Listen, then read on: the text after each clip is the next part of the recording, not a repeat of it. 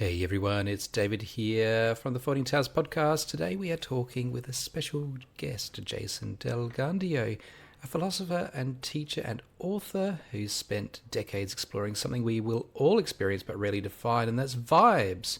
It's a great conversation. I hope that you enjoy it. But before we launch into the episode, there are a couple of exciting things that I wanted to share with you. First of all, the Massage and Spa Success Summit with Gail Wood is happening 22 to 24 of October 2025.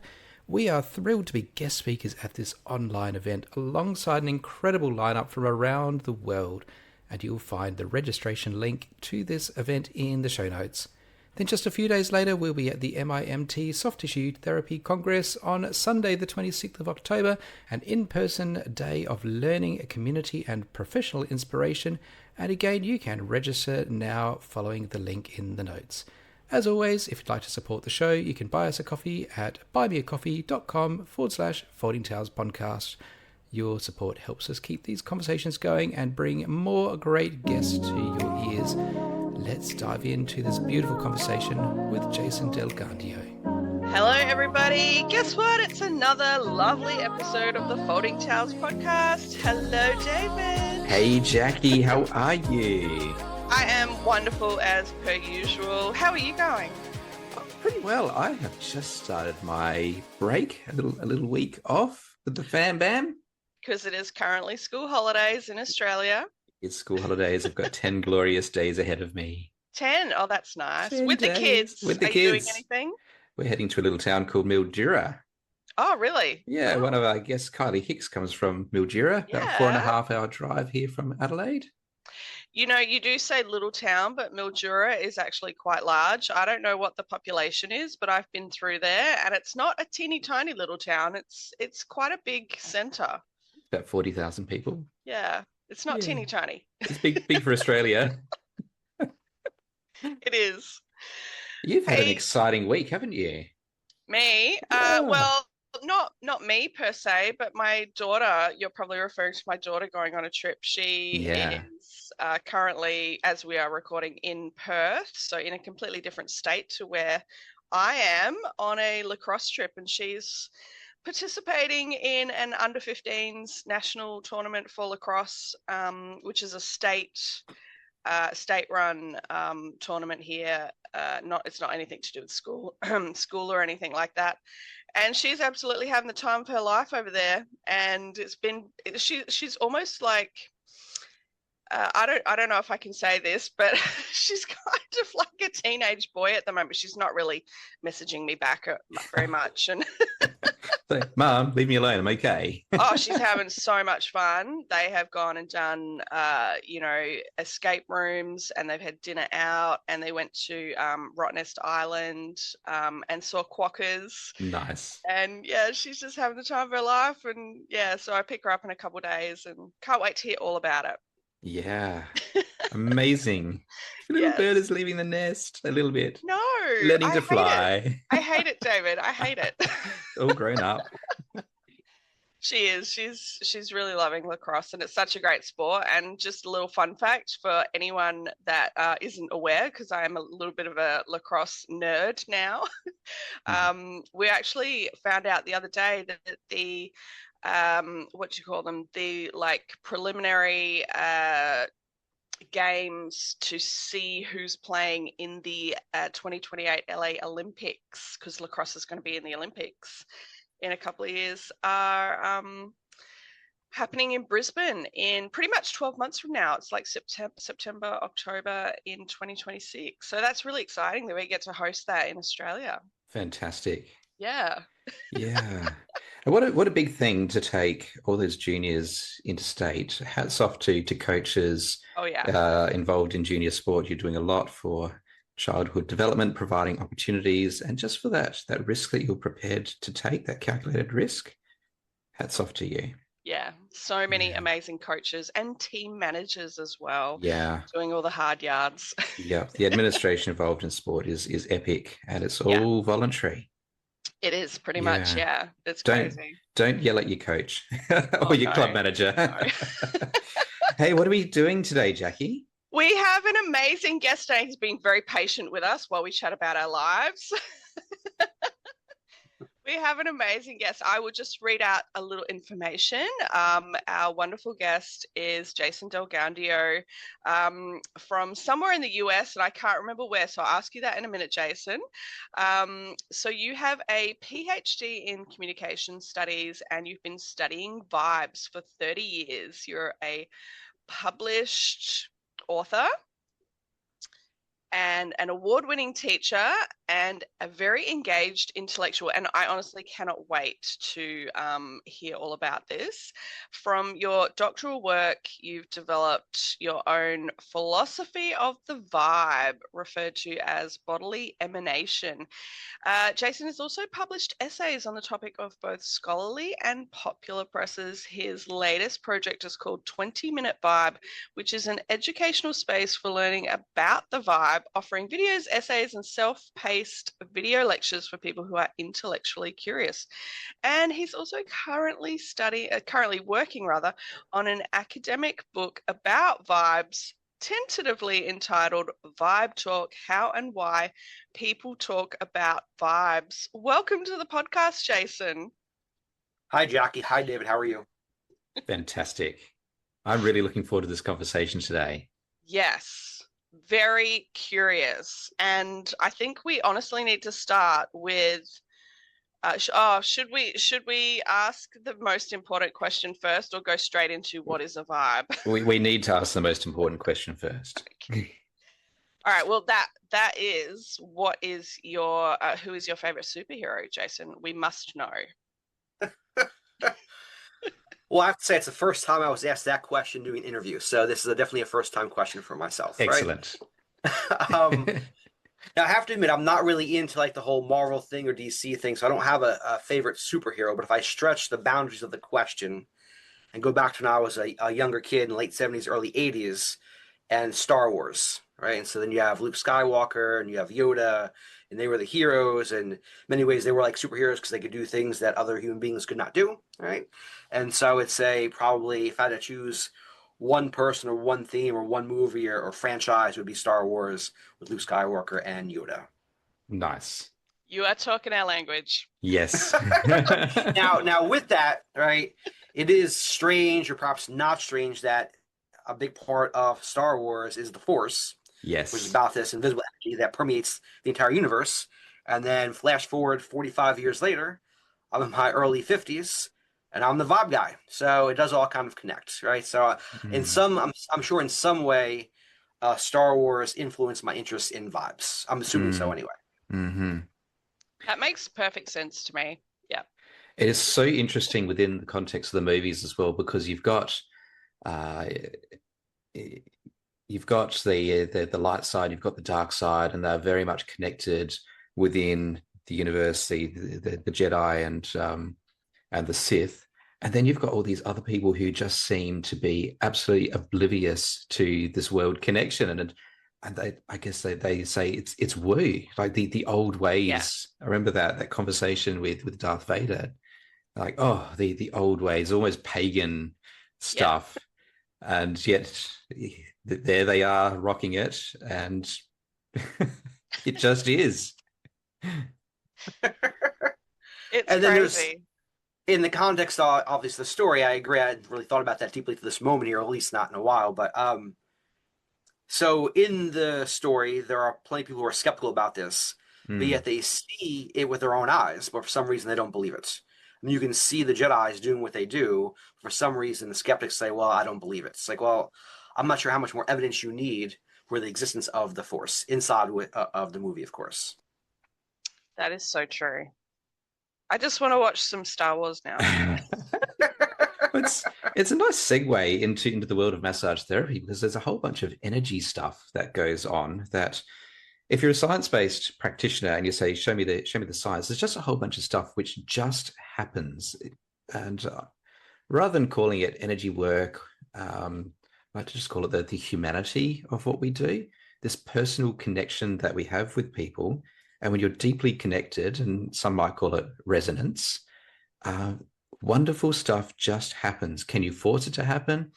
I don't think you can. But when you're in tune with your client, just cool stuff happens. It sure does. I get kind of a little bit annoyed at therapists that are like the super scientific ones. Like that is, they're like hardline. The science says this. We don't have any evidence. No, that doesn't work.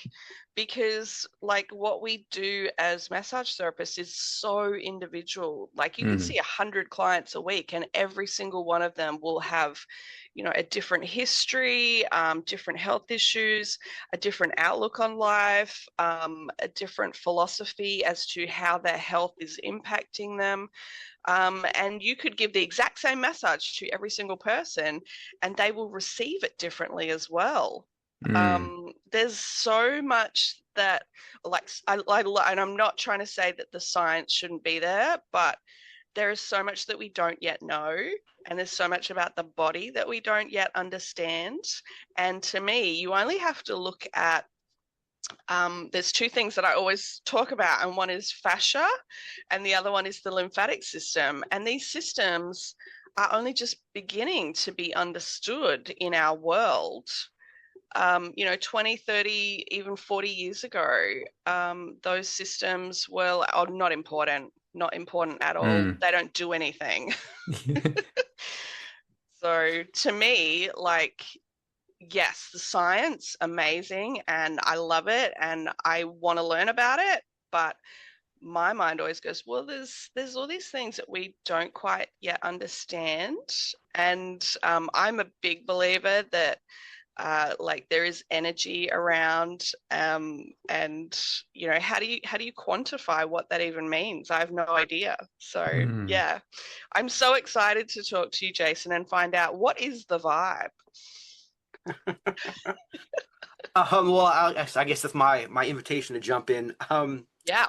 So, like you mentioned in the intro, I've been studying vibes in one way or another for approximately 30 years. And I became interested in vibes in the plural, the single, however you want to think about this, in my late teens. I was involved with various underground scenes, countercultural scenes, subculture scenes, for instance, raves, jam bands, carnivalesque jam bands you file around on tour, kind of like the Grateful Dead, but like for me, my age group, it was a band called Fish, things like that. And in all these scenes, the experience of the music, the experience of the dance floor was like super intense, right?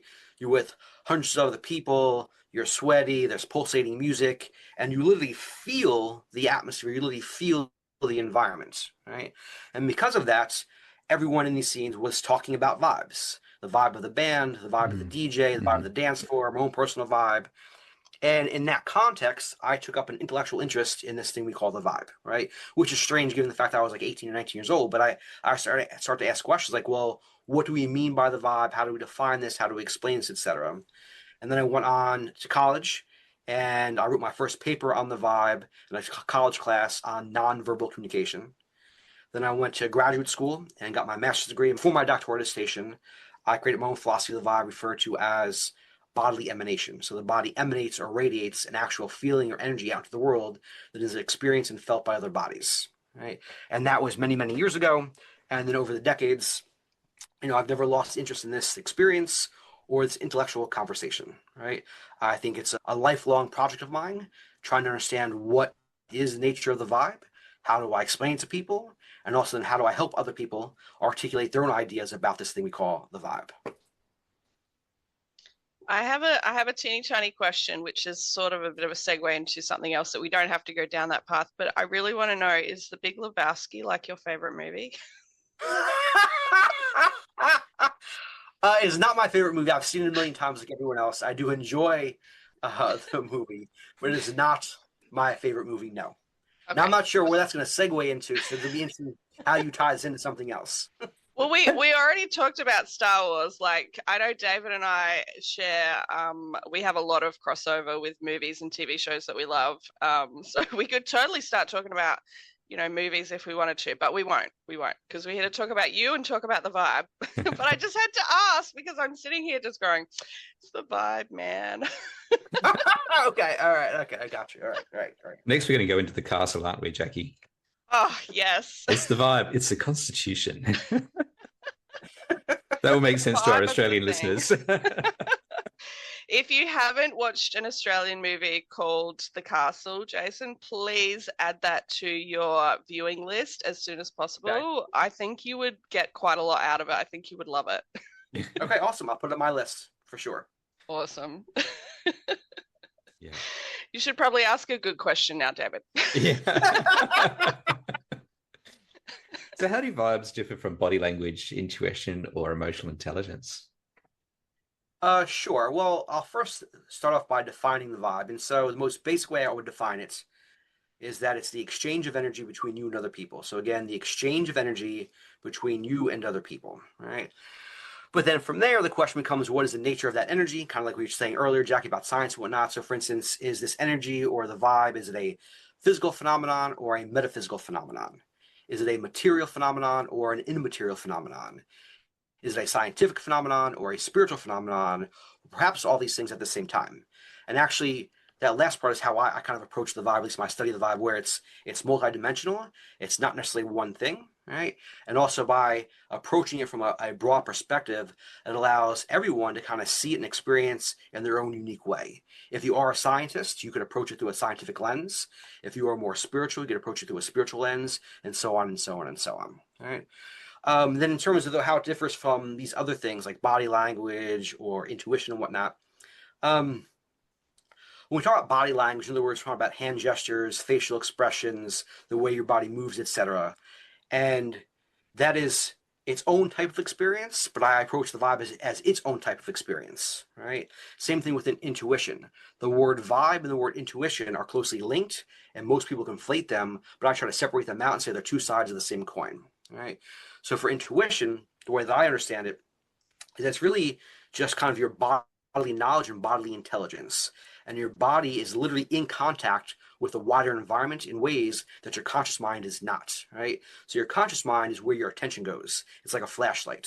So wherever that flashlight points to, that's what you're focused on. But that light of the flashlight doesn't negate everything else. The rest of the environment is still there, and your body's still there in touch with that environment. And so if you can soften the boundary between your conscious mind and your subconscious mind, that's when your intuition comes into play. That you allow your body that's in contact with the environment to speak to your conscious mind and guide your behavior. Having said all that, right, that is closely aligned with the vibe, but again, I don't think it's exactly the same thing as the vibe, right? Because when you say they're the same thing, then it flattens everything out and it doesn't help us. So intuition is its own kind of experience, and a vibe is its own kind of experience as well. They're two separate things. That's a really great explanation of intuition. I really love that. Well, the way I explain it, I try to concretize it. A lot of times when people talk about intuition, it's very abstract. And the same thing with how we talk about vibes, where it's esoteric, it's kind of otherworldly, and it might be otherworldly, but we are embodied creatures. And when we experience a vibe, it's through our bodies and in our bodies. And so, that's how it all works. And so you guys are obviously massage therapists. And I know it's one of the questions on the list here. I'm jumping ahead here, but one of the ways that I think of massage therapists is that you use your hands and physical touch, right, to develop a vibrational dialogue with your clients, right? And so if you think about it that way, where it's a constant dialogue, right?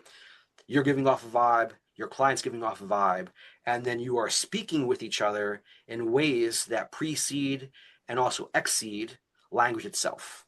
Right? Which is not to say that we subtract language from our experience. That's not possible. But we're communicating on a different level of experience. And one of those levels is the vibe itself. I wanted to say something sort of on that topic, if I may, David. Of course you can, Jackie.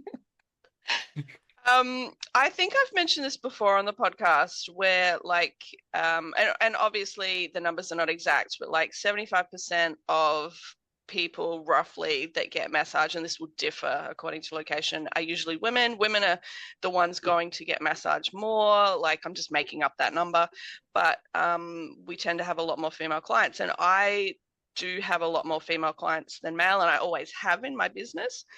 But I remember a while back making a conscious decision. I decided this. I didn't say it to anyone really, but I made this decision that I didn't want to see men anymore in my client because I do a lot of pregnancy massage. I love working with slightly older ladies, like 40, 50 years of age. They just are the demographic that I love seeing. And I literally did not say any of this to any of my clients, but the few men that I had in my clinic, was probably like 5 to 10% of men coming to see me, just disappeared. They just stopped coming. And I wonder, like, and that to me, it was a good thing, like, because they were not the demographic that I wanted to see. I love doing my pregnancy massage. I do a lot of lymphatic drainage massage, and I do still have some male clients in my clinic, and that's great. But they just disappeared. They stopped coming. And I was just kind of like thinking, wow, okay, how did this happen? Like, what is the energy of this? How did I make this happen without doing anything? I changed nothing on my social media, nothing on my website. And I'm actually really fascinated by this, and I'm loving everything you were saying.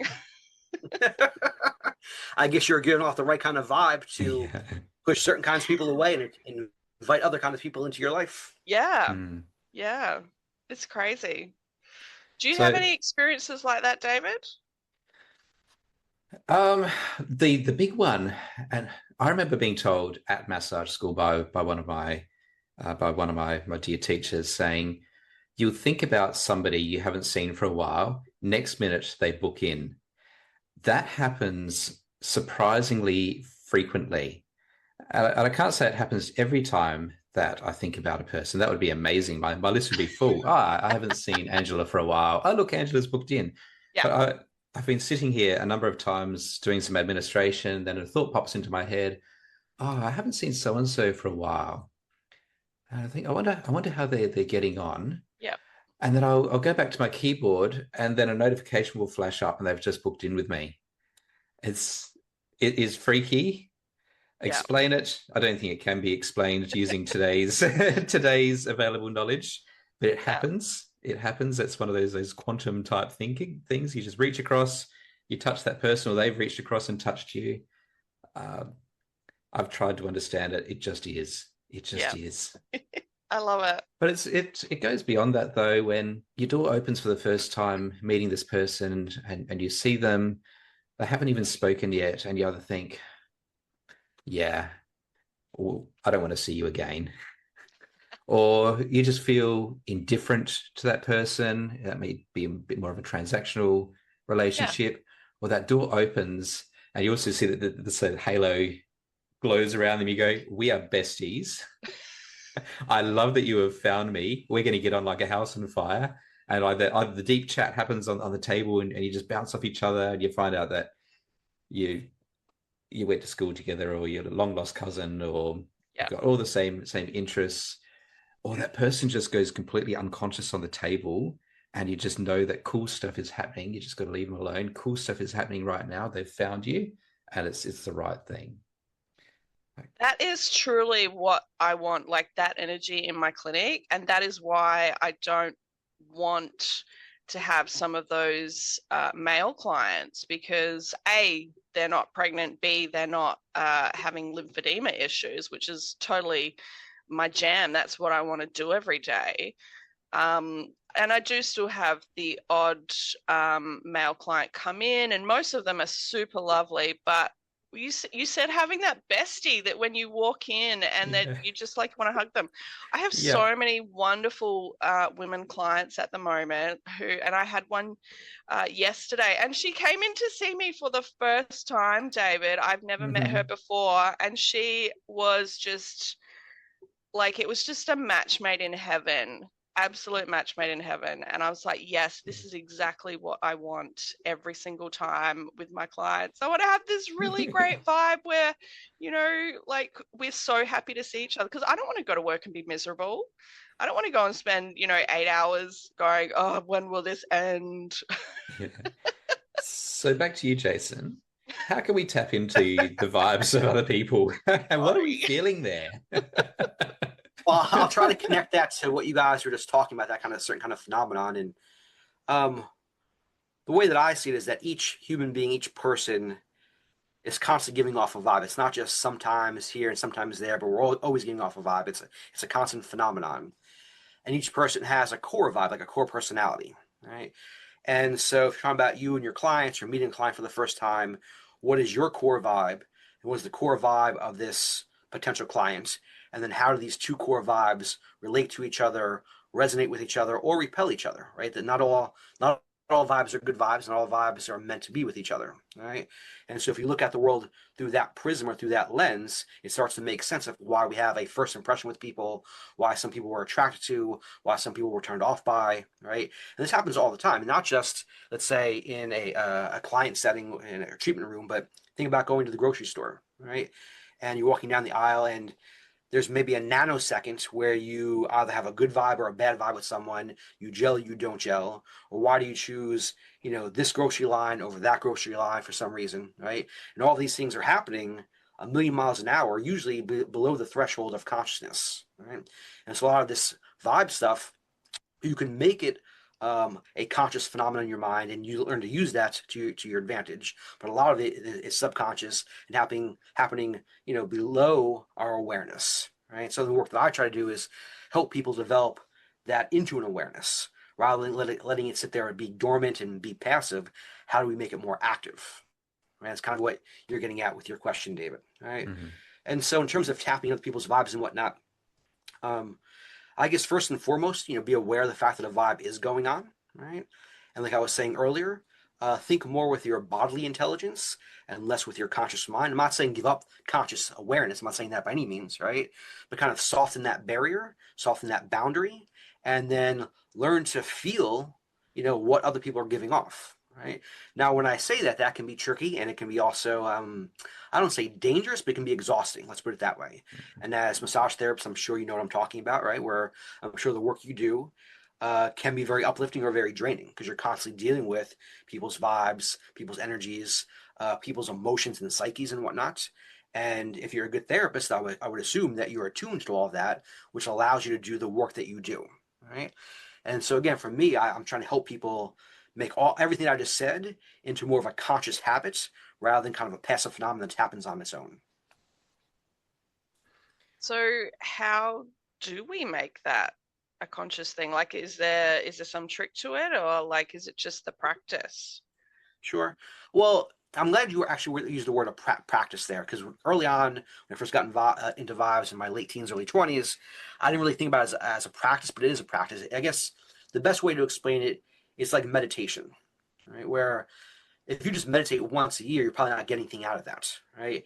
And if you listen to any guru or anything like that, they say you have to do this on a daily basis or like a regular basis, and it takes effort, it takes work, and you have to make it into a habit, right?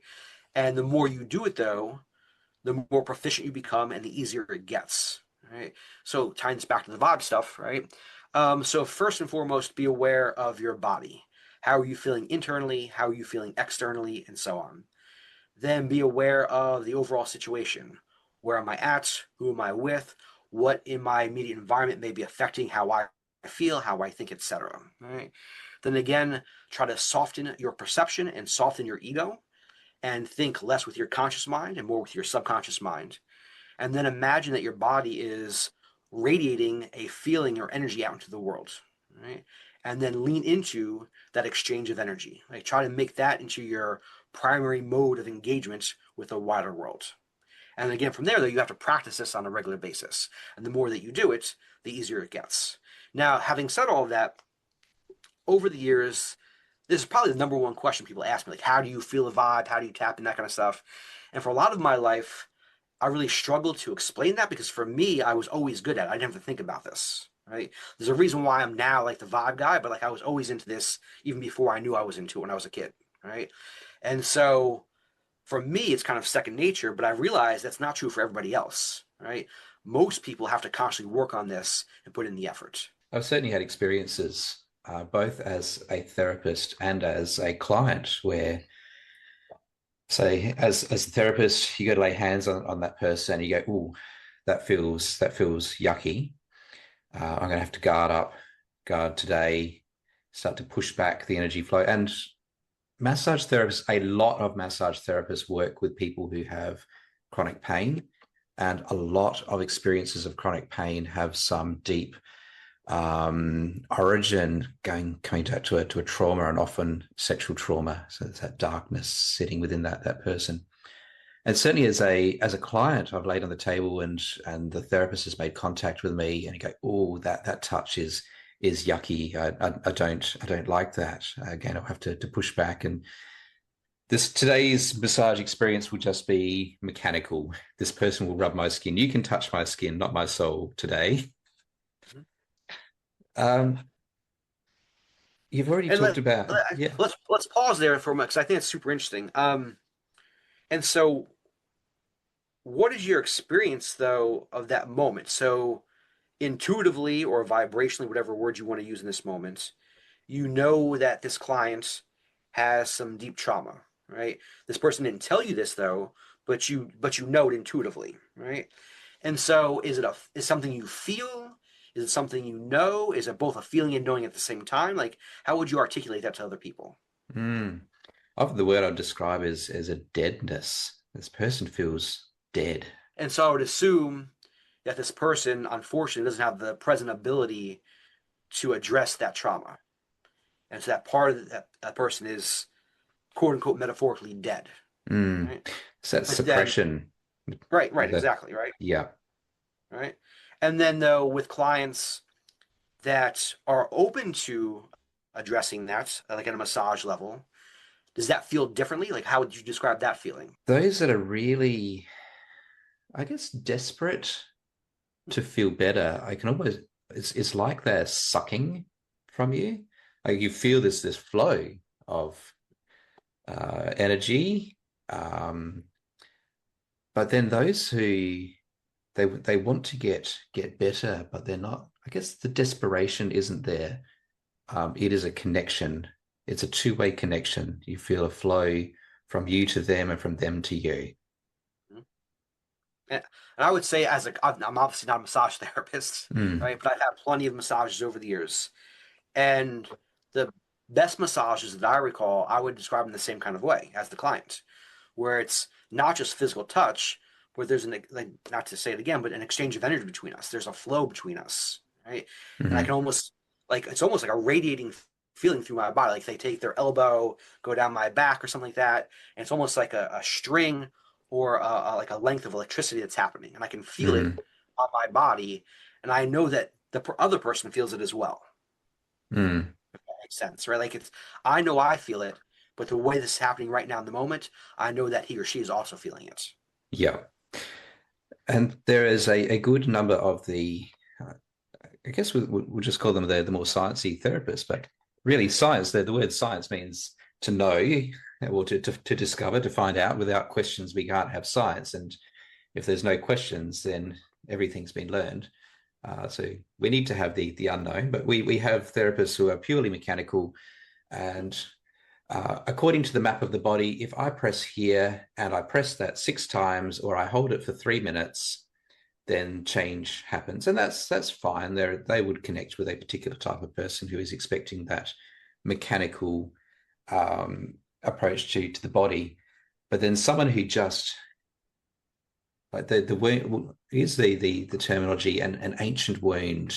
There's been an affliction of the spirit, if you take a biblical term. Pressing on that point 6 times or holding for 3 minutes just doesn't cut the mustard. There needs to be that level of, what am I feeling here?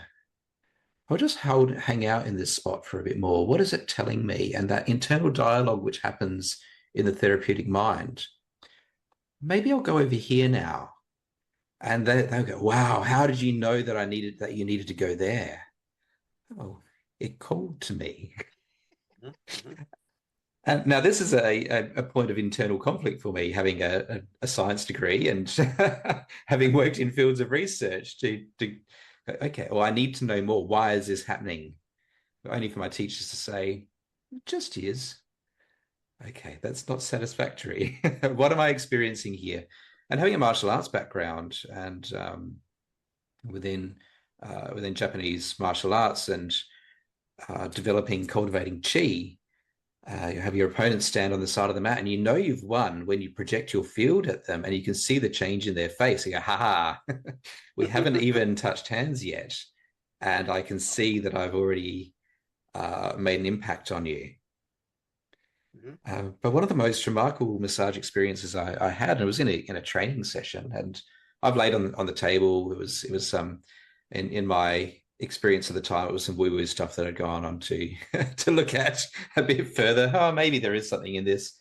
And this person has stood next to me. I don't even remember them touching me, but I remember going, "Oh, this is yummy," and I've gone, I'm out. Wow. And I don't know what the time frame was, but the instructor was saying, "Oh, some stuff went on there, David." It's like, tell me more. What happened? Because I don't remember. But it is such a beautiful feeling when the person has the right stuff for you on that day. And it doesn't need to be mechanical. It doesn't need to be 6 times. It doesn't need to be held for 3 minutes. It just is. Mm-hmm. To use a metaphor here, or I guess an analogy, it's similar to love, like when you fall in love with someone, right? You know what you feel, and then hopefully you both know what you feel together, right? You're not sure exactly how to describe it. You're not sure exactly how to approach it, but you know what it is, right? And I'm not sure though if science can quantify that. I mean, they can probably look at your brain waves and they can check your heart rate, and that's all legit. I'm not anti-science in any way, shape, or form, right? Mm-hmm. Um, but I think there are parts of the human experience that transcend scientific inquiry, or Mm-hmm. let's say even precede scientific inquiry. And I don't think there's anything wrong with that. I don't think the human being or the human condition can be reduced just to a set of equations and numbers. If we do that, we take out all the good stuff that makes us human, right? And I think that's where the vibe ties into this. At least that's how I approach the vibe anyway, in terms of my mindsets, right? That when we talk about the vibe, there's a certain kind of mystery that we're talking about, and that's why I've been studying it my whole life, because it's inexhaustible, right? And if you take away the mystery of life, why be alive? Like what's the fun in that, right? Mm-hmm. So anyway, that's how I approach the vibe It's, overall and the it's human very experience. Hitchhiker's Guide to the Galaxy and the Babelfish. It is. I've actually never read that book, but I know of the book obviously, and it is very, yes, it's very much that. Yes. Yeah. I guess what we're talking about here, and as therapists, within the first few minutes of meeting a person, we have to establish rapport. They need to feel safe. They need to trust us. And then we'll probably ask them to remove their clothing. So much happens in those first Yeah. couple of minutes. Like, it's a lot. So Yeah. how are we using the vibe as that form of communication? How are we creating that safety and trust? And how do we sharpen our ability to read our client's vibe? Yeah. All good questions here. One way to think about this is that each vibe and your own vibe is in its own way always creating a certain kind of atmosphere, whether you think about it that way or not, because the vibe, by definition, extends beyond your body. Right? And so the vibe you give off um, creates a certain kind of atmosphere that the person walks into.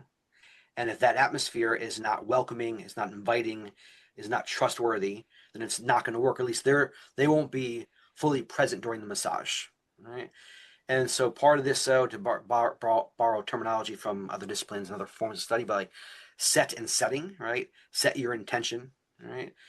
With this client on this day, in this moment, for yourself, etc. But then also, how do you create a setting or an environment in your workspace for this person, right? And in saying this, though, I don't want to make it seem like it's all about the vibe and nothing else. It's not how it works, right? So, for instance, it's common when I've got massages that, there's certain kind of lighting on, like dim lighting or candles, um, maybe some music, some background music, or incense or some kind of other kind of smells that are happening, right? And so it's a three-dimensional atmosphere. Or another way of thinking about this is that you're addressing all five physical senses: sight, sound, smell, taste, and touch, right? And so how do you establish an environment or an atmosphere in which all of the cues, the social cues, point towards a particular type of vibe they're trying to establish for yourself as a therapist, but also relative to the needs of this unique client. Right? And so again, I'm trying to be concrete here, where it's not just any vibe I give off, but like, the color of the room matters, the smell of the sheets matter, right? The size of your hands matter. Like all these kinds of stuff matter in terms of our interaction with each other, right? And every little detail affects the vibe in some kind of way. Right? So being detail oriented could help in terms of establishing a certain kind of vibe in your workspace. You mentioned that you have received a lot of massage, which is we love to hear. Do you walk into your place that you go to or wherever you've been and go, "Ah, nailed it. They've got the vibe down. I love it." That's actually a really good question. That's a good way to think about this. Well, I'll start off with a humorous example where, so I'm an intellectual. I'm always inside my head. I easily get stressed out, so on and so on and so on. And then a lot of times, though, you walk into these massage places. I'm not sure what the terminology would be. And I feel right away, like, oh, wow, they're on a different level than I am. Like, I'm already screwing up the vibe already. Like, my vibe is like all stressed out and tense. And here they are, like, hey, how are you? Come in. You want Yeah. some water? And I can feel it like right away. Like I start laughing at myself. Like, well, then I'm like, well, that's why I'm here, right? So like, Yeah. I'll let you do your job and just do what you need to do, right? Yeah. Um, so, but then back to your question. Um, well, relative to my personality and my wants and needs, in terms of massages, I obviously like an inviting space, like a warm space, both like physically warm, but also metaphorically warm. Yeah. Right? And I like the person to be personable, but not over personable, because it is strange. Like I'm essentially meeting a stranger, or Mm. even if I've seen you a few times, just because we know each other's name and we chat, I still don't really know you very well. Right? Now, I've never had a massage therapist who I've gone to for years and years and years. That would be different, right? But I had seen massage therapists, more than once over a few times. You become friendly with each other. But there's a certain kind of boundary and dance that I'm expecting where it's like you have to be sociable and inviting, but don't overstep that boundary because that would make me personally feel uncomfortable. Now, that's me, though. I'm more of an introvert. I tend to keep to myself. If I was more of an extrovert, I might say the exact opposite. So, and I'm saying that because when we're talking about vibes and establishing a vibe relationship, it really is a relationship, and each relationship is unique, right? And so I'm thinking of you guys being massage therapists, being professionals. I would assume it's a tough dance to dance. Like it's not easy to like to read the person and figure out what they need, not just in terms of the massage, but as a person, like as a personality. Like what do I do in this moment, right?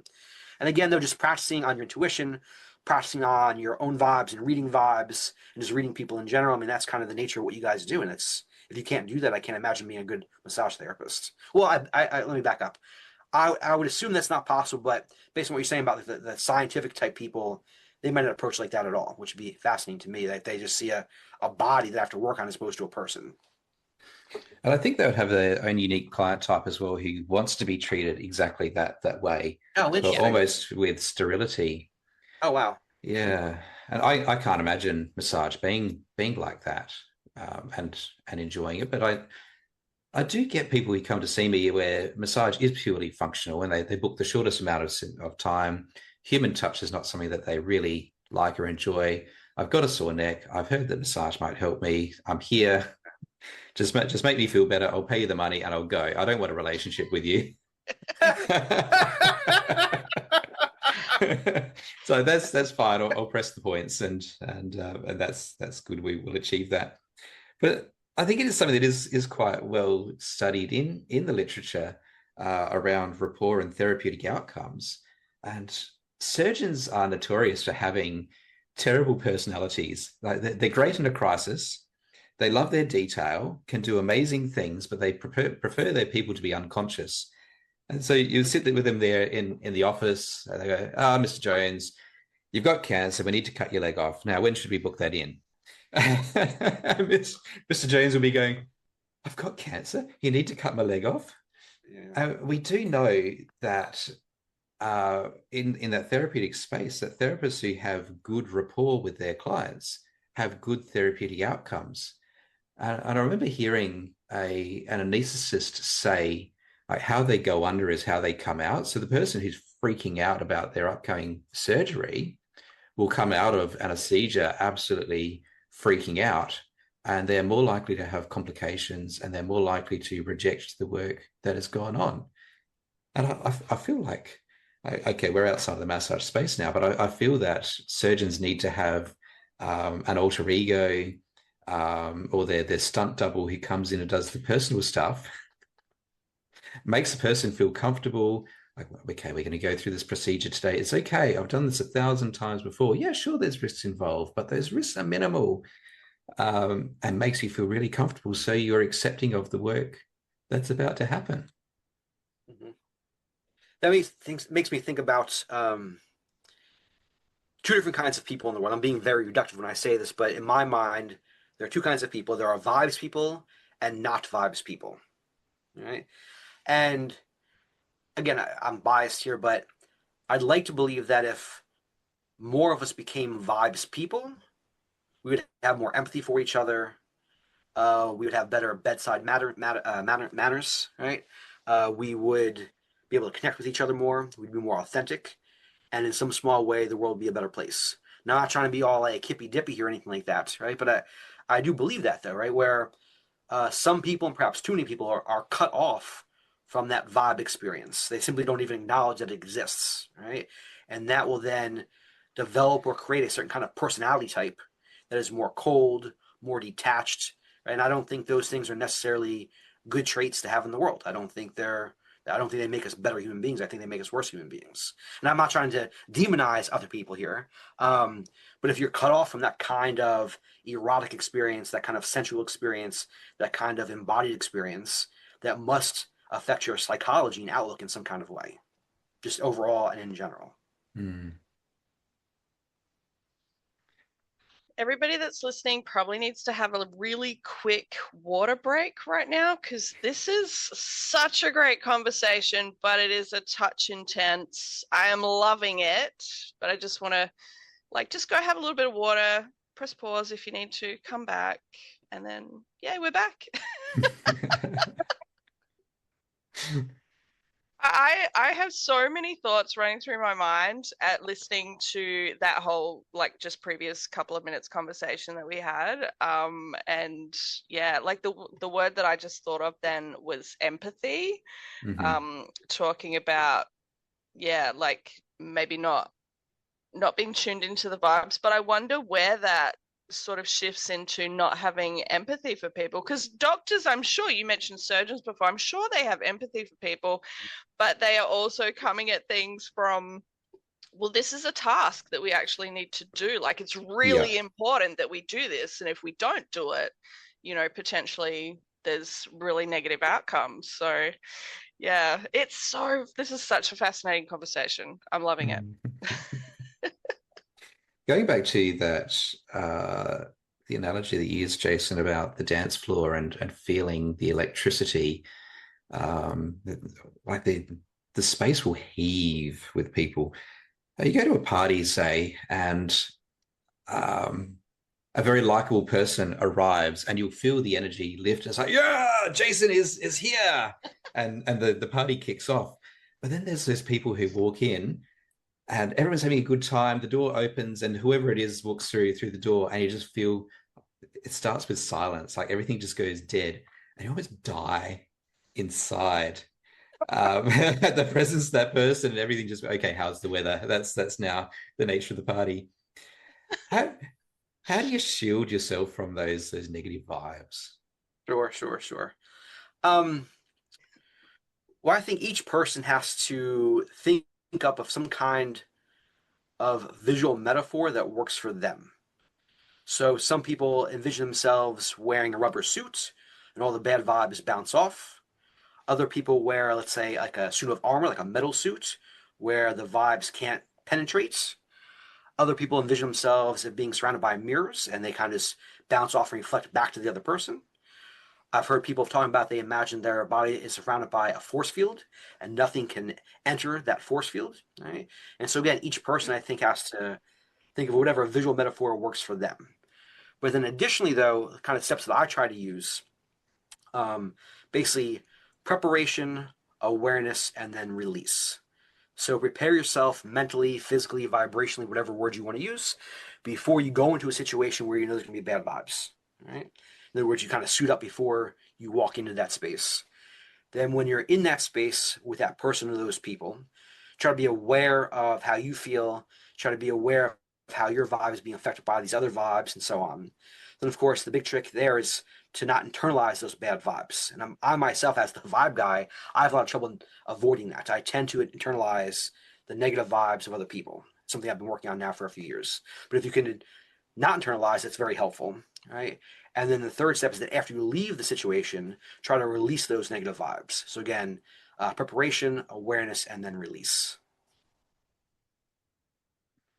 With working as a therapist, or anyone that works with people that have, for instance, chronic pain, a lot of trauma, all of these things where the client is perhaps carrying a lot of baggage, and I do work with some elderly clients, and I think this is very true for the older generation, the 70, 75 plus. There's a lot of emotional handling that you have to do. Like, you really have to, I find, almost kind of leave yourself at the door as the therapist and go, okay, how can I really sort of process some of the stuff that this person is going through, because they're going through a lot, and it can be really hard for them to, be that happy person. If you're in chronic pain, like, I can't imagine that is, you're having very many really great days where you're just the life of the party. So yeah, like I can see that using some of these shielding techniques could be really important for, it's not even just body workers, but, people in healthcare and all that sort of stuff. Or it's just like a therapist, like for mental health issues and whatnot, Yeah. right? No doubt about that. Like I can imagine like literally spending 8 hours a day, being surrounded by the person's worst day of their life. And Yeah. I applaud that. I've seen a therapist plenty of times. I think everyone should.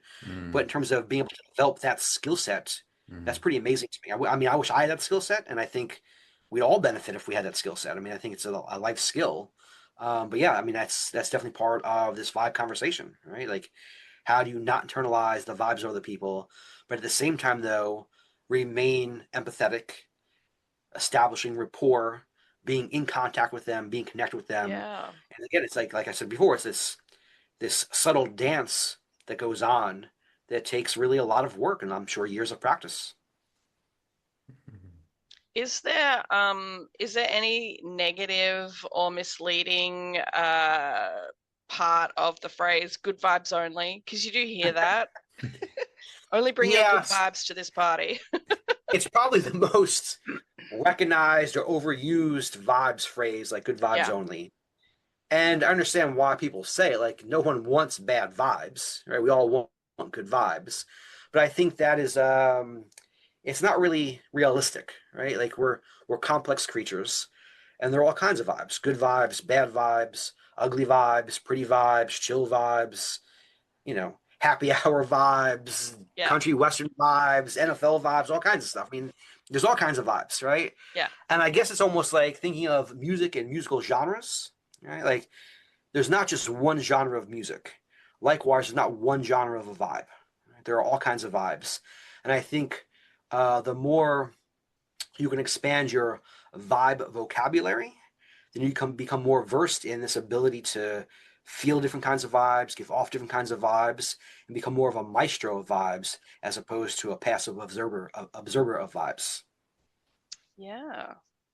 So my father had an operation recently, and he's laying in recovery, and they allowed him to have his phone and his headphones, and he really loves orchestral music, and Beethoven in particular. So I think he was listening to Beethoven's Ninth, which is quite dramatic. And the music swells and swells and swells, and the alarms started going off on the medical machinery as his blood pressure was up and his heart rate was high, and they've rushed over. Mr. Clayton. He's like, it's okay, it's the music. I was just really enjoying enjoying myself right now. It's quite emotional. It's a matter of feeling very alive in the moment. Yeah, yeah, yeah. I find it a little bit funny is probably not the right word, but I'm not sure how to describe it. That some music you can feel, like so joyous or like amped up, like, oh, I really love this song. This is so good, and you're singing along. And it might be a fantastic song, but the actual story of the song can be like on the negative side, like it's a breakup song or, something is going on for the person in the story. So I listen to a lot of music and I hear some of these songs and I was like, oh, this is a great song. But then you read the lyrics, you're like, oh. It seems like Under the Bridge. Or maybe you have a dark side to yourself that you're celebrating, that you would actually enjoy. Like the music's bringing that part of you out and you're enjoying it, and there's nothing wrong with that. That's a good thing. I would say for a lot of people that know me, that's not news to them, actually. It's not something I talk about, but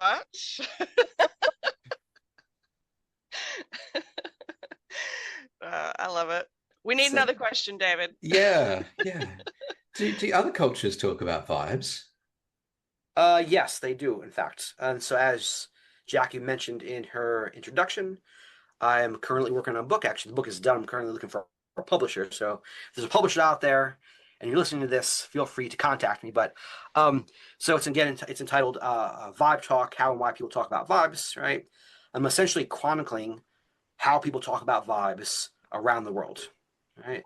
And so I have examples from North America, South America, Europe, Africa, Asia, Australia, so on and so on and so on. Right?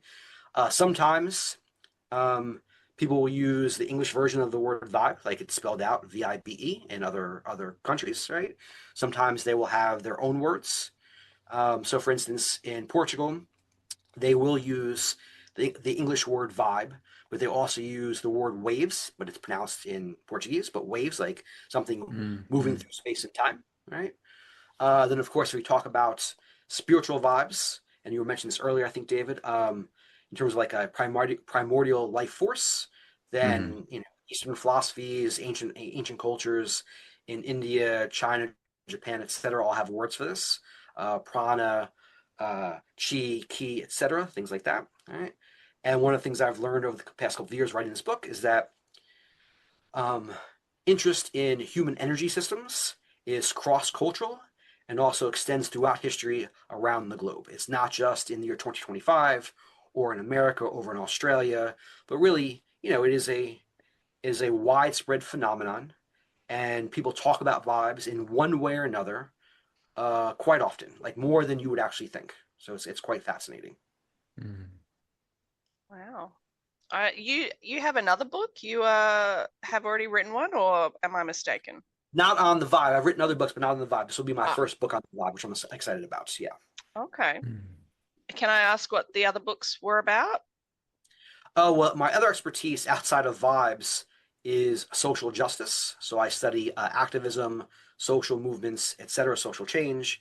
And my other books were all based on activism and social movements. Okay, interesting. I've got a background in parks and wilderness management, and I sat in on a lecture by an American fellow called Sam Ham, who wrote a lot of material around interpretations. When you go to a visitor information center, the information you're seeing there is from that practice called interpretation. And I remember in this lecture he talked about creating the environment. So let's say it's an exhibit about dinosaurs. You walk into the dark room, and then the lights start to flash, and the deep rumble of the music happens, and then the mouth of the dinosaur opens and roars, and you feel this thing. And he talked about this concept called Newman seeking, and he said the definition was literally a beckoning from the gods. So then went to talk about it in, say, the religious setting and the Big Tent revival, where you're in the crowd of people. There's been a lot of music. And so you're already in the mood, in the spirit. You're already you're vibing with the people around you, and then the speaker comes out, and the room goes dark. The spotlight is on him, and he'll be talking really excited, and he lowers the tone of his voice, and he might sit down. He's holding his microphone very casually, and then says, "Let's get real for a moment." And the feeling that you get is like he is talking to me, to no one else, but he's talking to me. And in some ways it's hypnotic, some ways it's manipulation of the setting, but they've created this space where suddenly you're receptive to something that's about to happen. And I'm not sure what my question is from that.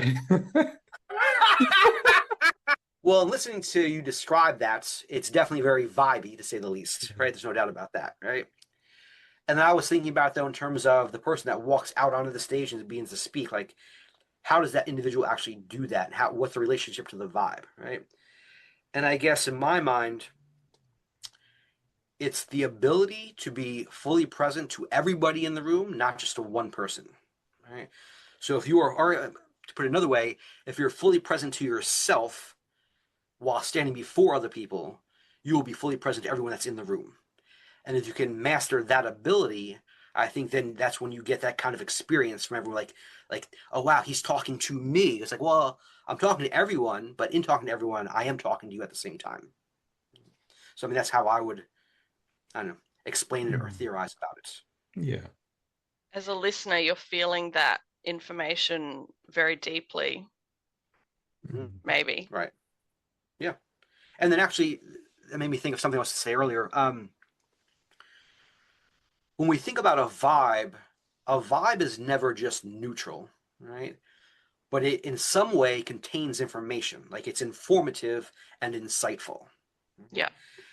And so, again, developing one's vibe vocabulary or vibe capacities here, right? Learning how to distinguish between the subtleties of each kind of vibe and being open to the insight of each kind of vibe, I think is super important. And obviously that's what would be important for massage therapists. And just talking with you two, David and Jackie, in my mind, it's obvious you guys are already doing that. I mean, it's based on how you describe your experience of being a therapist. So it makes perfect sense to me. Is there anything that we haven't discussed about vibes that you think might be really important for us to know, Jason? Well, I would say go back to the terminology of practice and habit, right?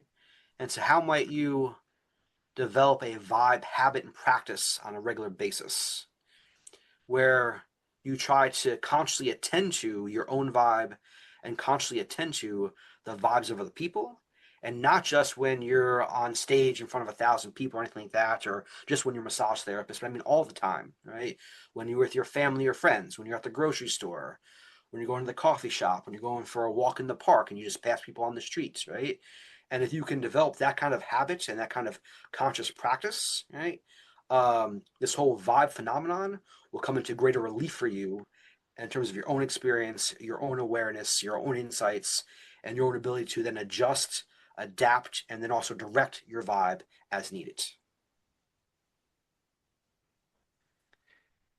Is there something simple that a therapist could lean into this week to try?